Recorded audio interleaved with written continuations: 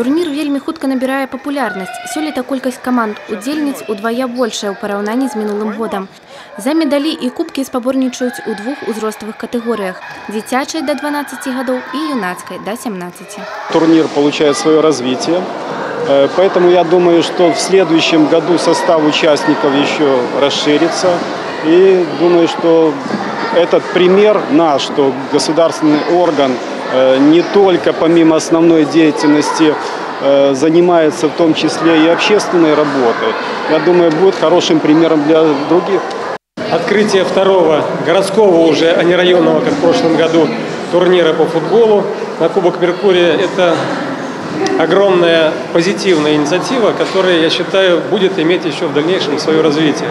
Здоровы лад жыцця – гэта модна і здорава. А ўдзельнікі Меркурыя – тыя, каму не сядзіцца ля манітораў і тэлевізараў. Свой шлях у спорт яны вырашылі распачаць з міні-футбола. Я выбрала этот вид спорта, потому что он самый энергичный, туда можно трудно пробиться, а я не ищу легких путей.